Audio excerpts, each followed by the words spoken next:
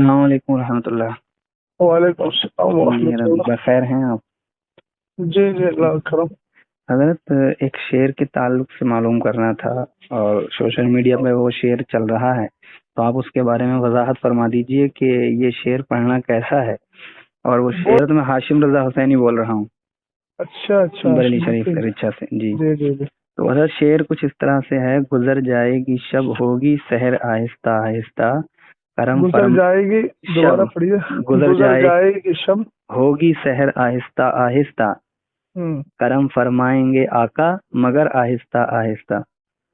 تو حضرت اس طریقے کا شعر پڑھنا کیسا ہے، اور اس کی وضاحت آپ فرما دیں تو بہت کرم ہوگا، چونکہ بہت سارے احباب اس پر گفت و شنید کر رہے ہیں، تو آپ کا وضاحت نامہ آ جائے گا تو ہم لوگوں کے لیے یہ آسانی ہو جائے گی۔ اچھا۔ دیکھیے اس میں جو پہلا مصرع ہے، جی، گزر جائے گی شب، جی، اور کیا پڑھا آپ نے؟ دوبارہ پڑھیں۔ گزر جائے گی شب ہوگی سحر آہستہ آہستہ۔ جی، اور اگلا مصرع ہے، کرم فرمائیں گے آقا مگر آہستہ آہستہ۔ پہلی بات تو میں آپ کو ایک چیز سمجھا دوں۔ جی حضرت۔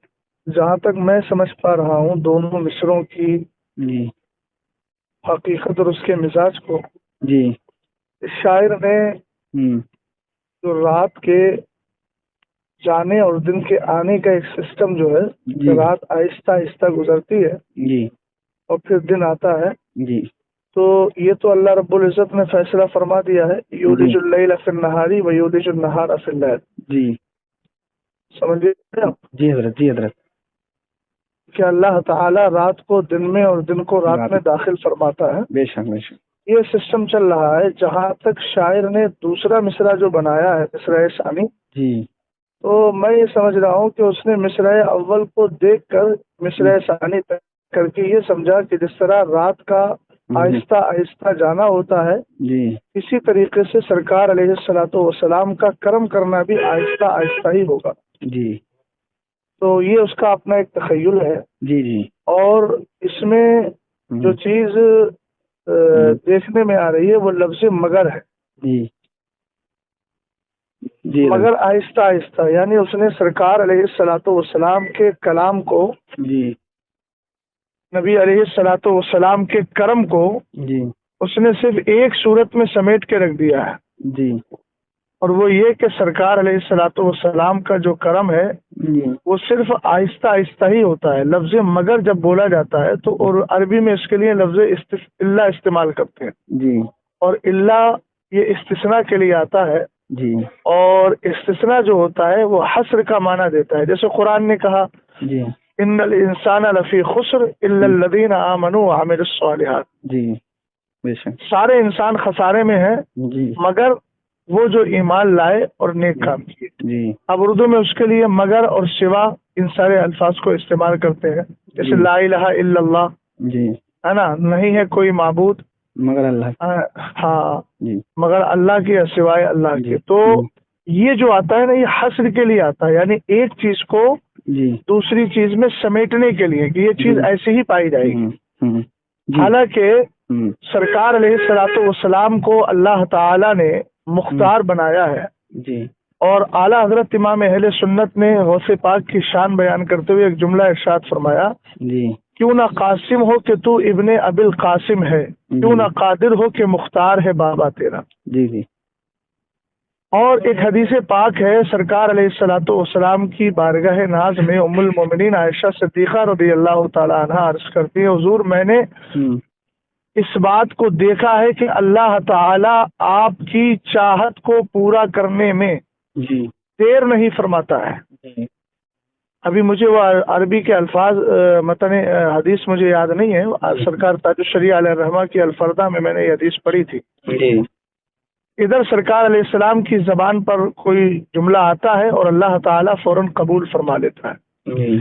اعلیٰ حضرت امام اہل سنت نے سرکار علیہ السلام کے اختیار کو ذکر کرتے ہوئے فرمایا، تن کا بھی ہمارے تو ہلائے نہیں ہلتا، تم چاہو تو ہو جائے ابھی کوہ مہن پھول۔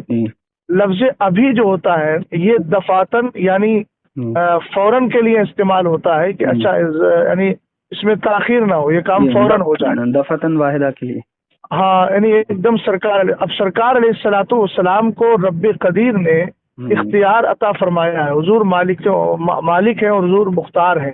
خود اعلیٰ حضرت امام اہل سنت کی تجلی الیقین میں جملہ ہے کہ اللہ تعالیٰ نے اپنے حبیب سے خطاب ازل میں فرمایا جعلت فداء لک ملکی من العرش الی ما تحت الارضین.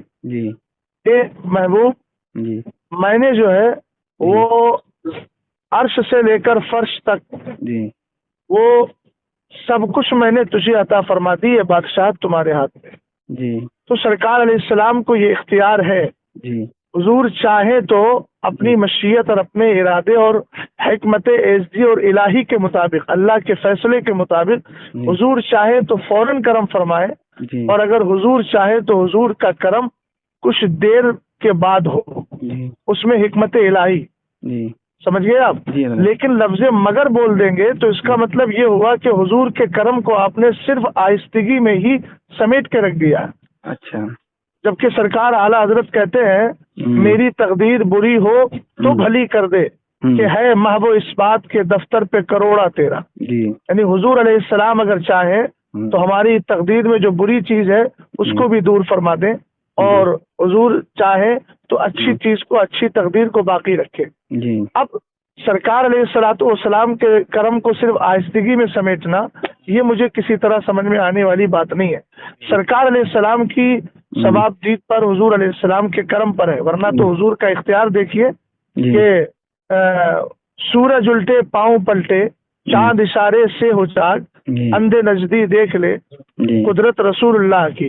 سورج الٹے پاؤں پلٹے، آپ اردو میں ایک محاورہ سمجھتے ہیں کہ ابھی الٹے پیر پلٹ جا، یعنی فوراً چلا جا، یہ لفظ استعمال کیا جاتا ہے. الٹے پاؤں لوٹ جا، بولتے ہیں کہ نہیں بولتے ہیں؟ سرکار علیہ الصلوۃ والسلام نے اشارہ مبارک فرمایا، سورج جیسی چیز نے نکلنے میں تاخیر کی. بولو. سرکار علیہ السلام کو رب نے یہ اختیار دیا ہے کہ حضور اشارہ فرمائے تو چیز فوراً پلٹ کے آ جائے. اس کا وجود اتنا بڑا ہے. تو صرف یہ کہنا کہ مگر اور مگر کے ساتھ اس کو حصر کر دینا یہ شعر میں کسی طرح مناسب معلوم نہیں ہوتا ہے. سرکار علیہ السلام کو اللہ تعالیٰ نے اختیار دیا ہے، حضور جیسے چاہے ویسے کرم فرمائے امتی کے حال کو دیکھ کر. سمجھ گئے آپ؟ سرکار تاج الشریعہ کہتے ہیں کسی کو وہ ہنساتے ہیں، کسی کو وہ رلاتے ہیں، وہ یوں ہی آزماتے ہیں، وہ چاہے وہ اب تو فیصلہ کر دیں. تو سرکار علیہ السلام کو اختیار ہے. سرکار علیہ السلام چاہے تو فوراً کرم فرمائے، حضور چاہے تو ہمارے حال کو دیکھ کر کرم آپ کا بعد میں ہو. آقا کریم علیہ السلام کے بے شمار ایسے معجزات ہیں کہ ادھر سرکار علیہ السلام کا کرنا ہوا، اشارہ ہوا، کہنا ہوا، ادھر وہ چیز جو ہے معرض وجود میں آ گئی.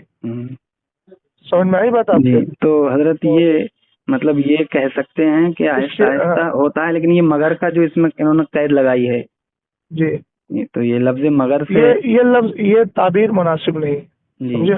ہاں یہ تعبیر مناسب نہیں ہے، ایسا یہ کہنا کہ جو ہے آہستہ آہستہ جی حضور کا کرم ہوتا ہے. سرکار علیہ السلام کے کرم کو لفظ مگر کہہ کر کے صرف ایک سمت اور ایک جہت میں سمیٹنا، ایک زاویے میں سمیٹنا ہے. حضرت یہ لفظ مگر ہٹا کے مطلقاً. دوسری بات یہ ہے کہ شاعر نے جس نے بھی پڑھا ہو، میں تو نہیں معلوم ہے کس نے پڑھا بہرحال وہ، لیکن میں یہ سمجھتا ہوں کہ جو قائل ہے ایک بار اس سے بھی تھوڑا سا معلوم کر لیا جائے کہ بھئی تم نے یہ جو کلام لکھا ہے یا کلام پڑھا ہے تو ذرا اس کا کوئی ثبوت شرعی دے دیجئے کہ جس کو دیکھ کر آپ نے یہ شعر بنایا ہو. اچھا. یا پھر اپنا محض تخیل ہے. اعلیٰ حضرت امام اہل سنت نے تو فرمایا نا میں نے شاعری قرآن و حدیث سے سیکھی ہے، اور شاعری اور نعت گوئی وہی مقبول بھی ہے جو شریعت کی روشنی میں کی جائے. بہرحال جو میں سمجھتا ہوں وہ یہ کہ یہ تعبیر اس شعر میں مناسب نہیں ہے، اس کو تبدیل کر لیا جائے. تو اس طریقے کا الفاظ بھی کہنا روا نہیں ہے کہ مطلب سرکار صلی اللہ علیہ وسلم کے تعلق سے کہ کرم آہستہ آہستہ یا سرکار علیہ الصلوۃ والسلام کے کرم کو آپ ایک جہت میں کیوں سمیٹ رہے ہیں؟ یا تو آپ کے پاس کوئی ثبوت ہے؟ میں نے آپ کو چند ساری مثالیں دی ہے نا.